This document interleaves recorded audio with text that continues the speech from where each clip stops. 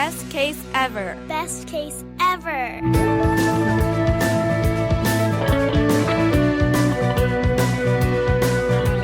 Yes, this is EM Case's Best Case Ever mini podcast series, and I'm your host, Dr. Anton Hellman.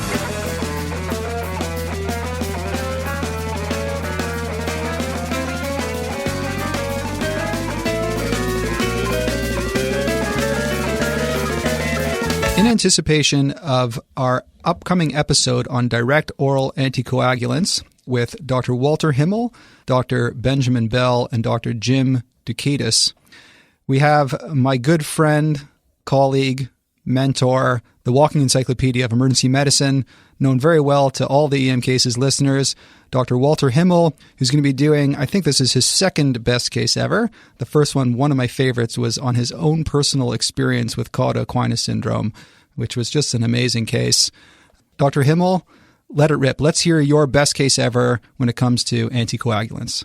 This is only the best case ever because it's the best educational case ever, not the best outcome ever. So I walked into a shift one day to find out that there was a person with a GI bleed who'd been there for quite a while.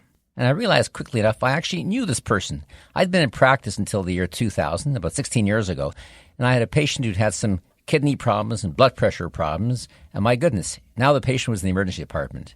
And here's the story. Unknown to me, that person had had a kidney transplant, and they were doing fine. And what happened was next. They developed atrial fibrillation, and the person was put on Douketis at that time. So I walk into the department, and there's a person with a GI bleed who was bleeding and bleeding and bleeding, and here's what happened. The person vomited up blood at home. They came to the hospital. They were on Douketis. Initial blood work showed their creatinine was about 170 or so. So question number one that came to mind is, is that the right dose to be on when you're in renal failure? And nonetheless, they began to bleed. And this is years ago now. We were less sophisticated, I suppose. And they had some IV fluids given, and they were given a liter of fluid. It was normal saline, I believe. And they began to vomit up more blood. So they were started on a PPI intravenously, and they vomited up more blood. And suddenly, wham, blood and blood and blood.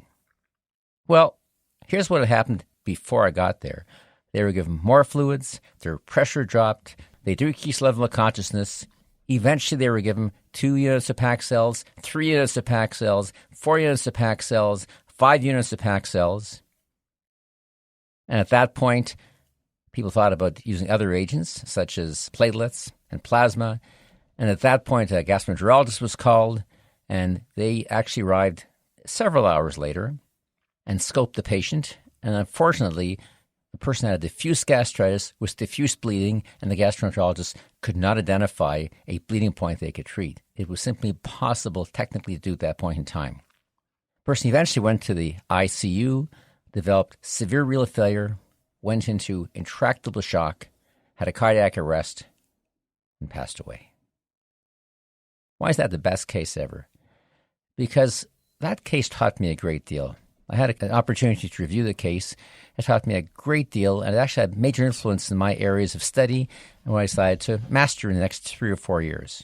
And here's what it taught me. Number one, what's the most important thing to know about the direct oral anticoagulants? They're relatively safe, but you've got to know renal function.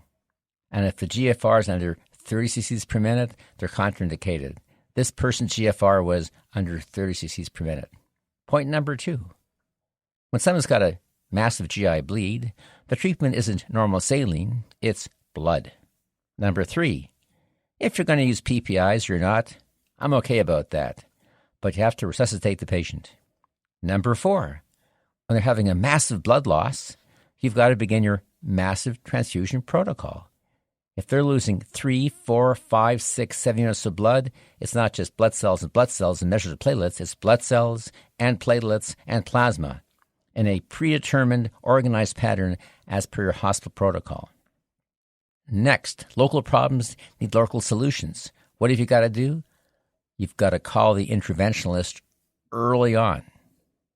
If you've done the ABCs and you've called the interventionalist early on and you started a massive transfusion protocol, then you've got to know the reversal agents. Now, quite frankly, 6, 7 years ago, we knew very little about the reversal agents. So not much could have been done. So what does case highlight? Know your DOACs, they're great drugs. Know the contraindications. And remember, the treatment for bleeding is not simply the reversal of a drug. That just brings you back to a patient who's not anticoagulated bleeding. The treatment for bleeding is blood loss management. And the treatment for massive bleeding is a massive transfusion protocol. Those are some great take-home points, Walter. We're going to be talking about not only the reversal agents, not only how you manage massive GI bleeds, but we'll be talking about intracranial bleeds. We'll be talking about DVT. We'll be talking about atrial fibrillation and stroke prevention.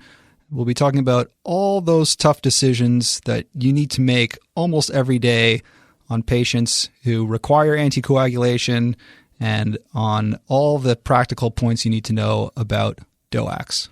And who's the best person to be the patient advocate? It's you, the emerged physician.